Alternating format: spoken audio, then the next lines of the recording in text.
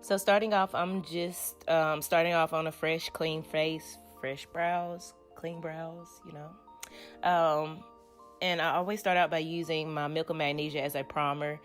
This just kind of helps ensure that my product goes on really well onto my eyebrows. I do have super oily skin, so sometimes if I don't prime my brows, it can be really slick. I just take, after it has dried for a few minutes, I just take my hand, just kind of wipe away a little bit of that white residue that the Milk of Magnesia tends to leave. Don't worry about all of it. You will get to that. You just want to take a spoolie and just brush your eyebrows upwards, and then on the top, you just want to kind of brush them over. So it's just a nice straight line. You can kind of see a little bit what you're doing and the shape of your natural brow. I'm using the Ardell. As you can tell, it is hit and pan. The Ardell Dip Brow, I believe this is in the color dark brown. I'm pretty sure it's dark brown. But you want to just start by making a line following your natural brow,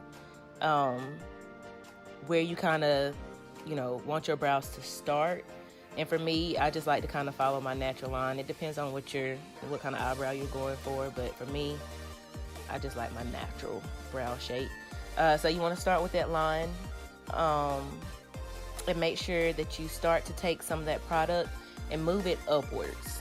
So with moving that product upwards, you notice that I'm not dipping back into the dip brow. You just kind of want to use whatever is left on your brush to kind of shade in your brow. You don't want it too dark. I kind of like the natural light brown, kind of, not super heavy brows. And then the front part, to get that gradient effect, you just kind of want to be a little more light-handed, and just keep pushing the product upwards. And as you can see, it makes the perfect gradient effect. 2019 brows all year. And then you want to just take the top and whatever's left on your brush, just kind of start to shape the top part of your brow where you kind of want that to go.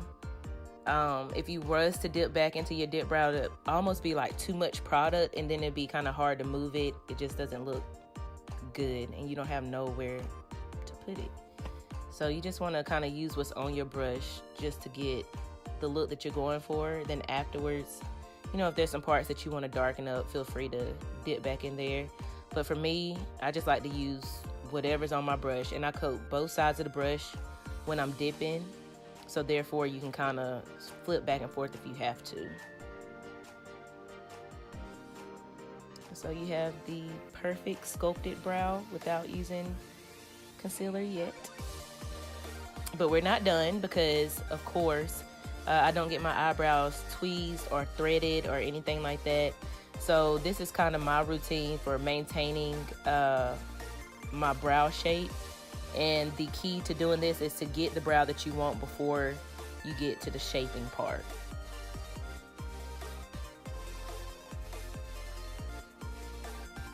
And so now that both brows are done and filled in, I'm going to take my razor and just begin to get all the hairs that are outside my perfect eyebrow, if that makes any sense.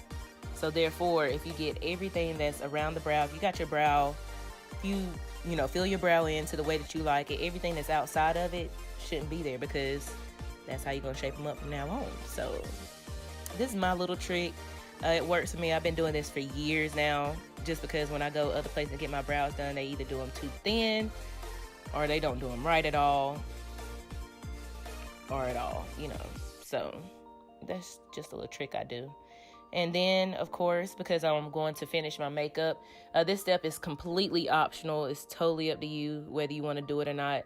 But I take a little bit of my LA Girl Pro Concealer, and I use the color Cool Tan to do the arch part of my eyebrow, and just kind of, further clean that up, have a very sharp, precise brow. Is the best way to do that is with concealer. But yeah, it's totally optional. You could have rocked that brow without it and been done, but for me, I don't. So now I'm taking the color Fawn. I never use the same color concealer under the arch as I do, in the front part. And if I do use the same concealer, it's usually Fawn, the one that's I'm using now to do the top. You always want to use a concealer that's closest to your skin tone on the top part of your brow and the front part, and you can use something a little bit lighter to kind of highlight that brow. And then you could just kind of, I take my finger, just kind of smear that out a little bit.